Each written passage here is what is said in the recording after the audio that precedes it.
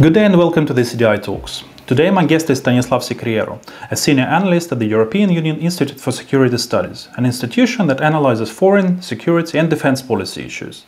Stanislav Secrieru joined the Institute in September 2018 to cover Russia and the EU's eastern neighborhood.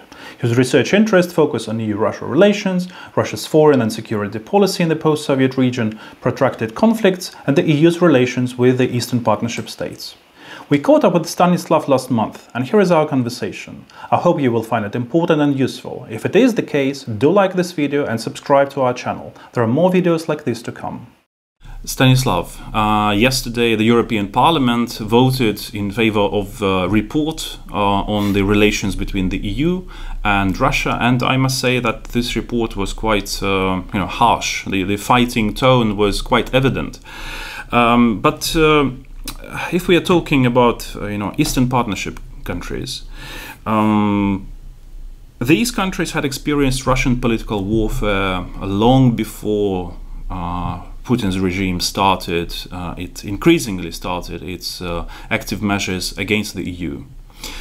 So, what types of political warfare could you highlight when we're talking about this political warfare against such countries as Moldova, Georgia and Ukraine? If you could start with Moldova, for example. Look, I think, provide the mix, melange of cases which will have Georgia, Ukraine and Moldova. And I think it will help audience to understand how Russian political warfare evolved during the 90s. I think first interesting case in the Russian arsenal of political warfare was instrumentalization of national minorities. Instrumentalization in order to provoke, inflame, sustain territorial conflicts. And this is the case, for instance, of Abkhazia in 1992, 1993.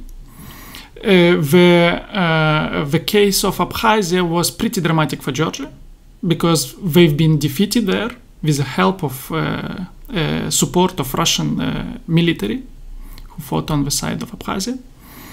And as a result of ceasefire, they had to concede that they lost de facto control of Abkhazia. But more to that, they accepted creation of new military bases on the territory of Georgia. They acceded to Commonwealth of Independent States. They signed the Treaty for Collective Security. And they accepted Russian veto power to name ministers of defense, interior and security. It's a lot. And it shows you what were the objectives of Russian political warfare in the region. First was to keep the dependencies of these three states at least. Force them to join Russian-led organizations. And third, to corrode the state building. And this is a very good case which shows how Russia, at least in the early 90s, achieved these objectives. But then, when we talk about national minorities, there were in Russian arsenal non-violent instrumentalization of this. And this is a case of Crimea. Now we can read in the memoirs that Russian officials were raising the issue of Crimea from 1992. Many of them considered to be liberals. In case of Crimea, Russia didn't go for a violent conflict. It preferred to use it in the complex game in order to secure the basing rights, to divide the fleet, and in exchange recognize the territorial integrity and appertenance of Crimea to Ukraine. And this game was played from 1992 to 1997. This big package signed at that time. There is another case of political subversion, when a Russian political warfare was aiming to replace governments or presidents, and again, in violent or non-violent way. Then there is, of course, economic coercion, as a part of political warfare. Because in many cases, for Russia, economics is about politics. They are ready to sacrifice even financial gains in order to achieve geopolitical advantages. And I think we paid too much attention to what Russia was doing in 2000s, but we forget that there is a long track record of gas supplies cuts, price hikes, restrictions for access to the Russian market. And then I think the last point, it's information, information space. Russian TV was pretty popular in Ukraine, Georgia, and Moldova. First, it's the fact that the local producers were pretty weak of local content. There was not that much local attractive content. And at the same time, Russian channels were pretty competitive in terms of generating very attractive products. Let's go back a little bit to what you said. You said that even Russian liberals or so-called liberals would raise the question of Crimea in the 90s. And you talked about this instrumentalization of national minorities. At the same time, during the 90s, there was this feeling, at least among some experts, that Russia was trying to build a democracy, and it was helped by the Western community, by the US, by European countries. At the same time, why do you think that Russia was still doing these totally undemocratic, anti-liberal things, at the same time pretending to be building a democracy, a liberal democracy? You know, I think the original point is that when Russia was signing Belovezhye-Push Accords, they were thinking that it was not the end of the Soviet Union. It was legally end of the Soviet Union. But I think, and as well reading memoirs of Russian officials at that time, the hope was that in time we will regain influence in the region.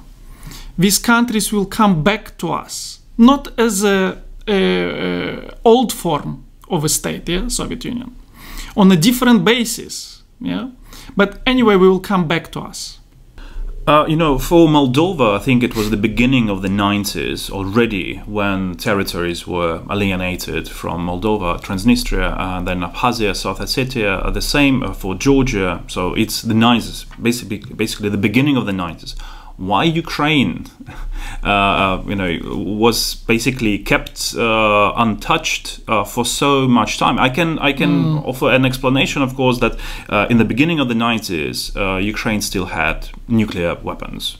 That can be one explanation why nothing really happened. But then, the Orange Revolution, and even during the Kuchma, President Leonid Kuchma's times, there were some frictions between Russia and Ukraine. But still, would you say that political warfare was successful until 2014? I have a couple of assumptions why it didn't happen in Ukraine. And I always compare to the cases of Georgia and Moldova. First, you've mentioned nuclear. And on the one hand, obviously Russia was interested to evacuate nuclear weapons from Ukraine. But it was not only Russia who was interested, United States as well. Absolutely.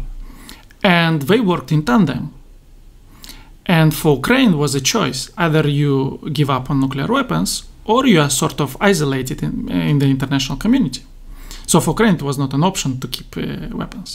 In addition to the fact that operationally Ukraine never could use them.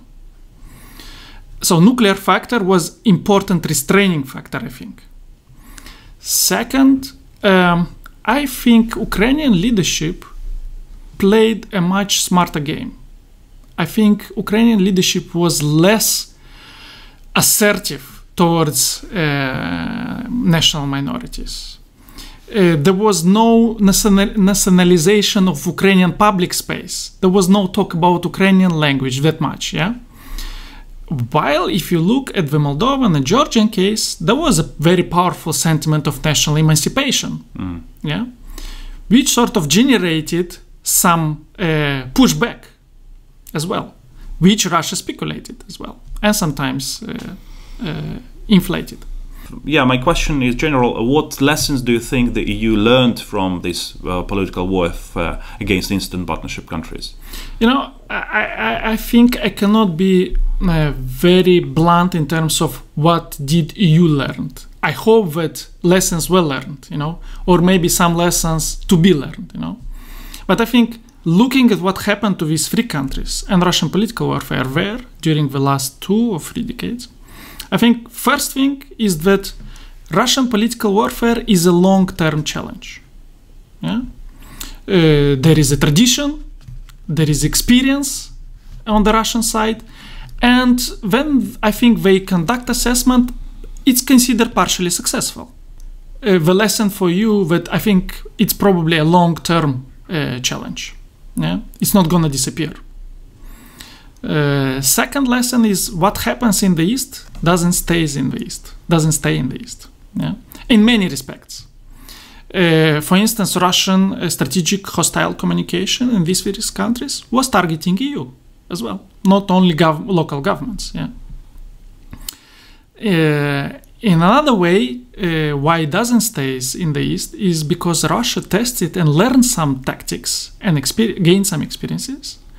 And later, after learning the lessons, conducted the total revamp of certain operations or tools. For instance, Russia rebranded RT after the war with Georgia in 2008. It was Russia Today. It was Russia Today before. But after the war, they made the assessment and they believe they were not very successful in terms of information warfare. What they did, they rebranded and they pumped much more money, and after that RT expanded the geographic focus. Yeah? It was after a war in Georgia, and it was the lesson learned by Russia Federation. Why, again, I say that it doesn't stay in the East? Because some of the tools used against these countries had an impact on EU as such as well. Yeah? Gas cut off against Ukraine created energy problems in European Union. I would say that combination of high-level corruption and money laundering as well, some proceeds ended up in European Union. Yeah. So there are effects of what is happening there for EU directly or indirectly. And I think the lesson for you, or how to turn it into action, is first to study carefully Russian political warfare in these three countries. Yeah? And second, to stay much closer engaged with these countries and help them to sustain and defend against this kind of hostile tactics. I know that you not so long ago published a book on cybersecurity, cyber warfare, together with Nicu Popescu. It was a collected volume of different articles. Do you think that in the cyber domain, the EU is developing, is building resilience? Is it stagnating? Yeah, I have seen, in case of Ukraine, I have seen some movements to help Ukraine. First, to secure a digital infrastructure during elections, for instance. I have seen that the EU launched the cyber dialogue. EU usually has these most important partners as cyber dialogues as well. So I have seen that it recently was launched with Ukraine too. Second, I think in addition to that, there is a way to exchange information on cyber attacks, yeah? To understand how actors who've been on the attacking side, what kind of instruments, what type of instruments, how their strategies and tactics, to share information. And why not? Third is to do some exercises. Cyber exercises, why not?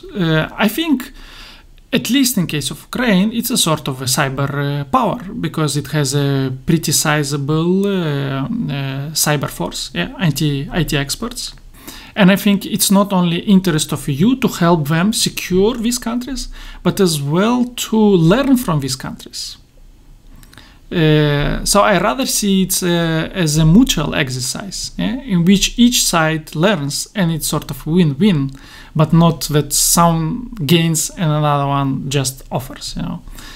Yeah, and I think because our lives are moving more and more into the online space, cybersecurity will become even more important. Thank you very much for these conversations, Stanislav. Thank you.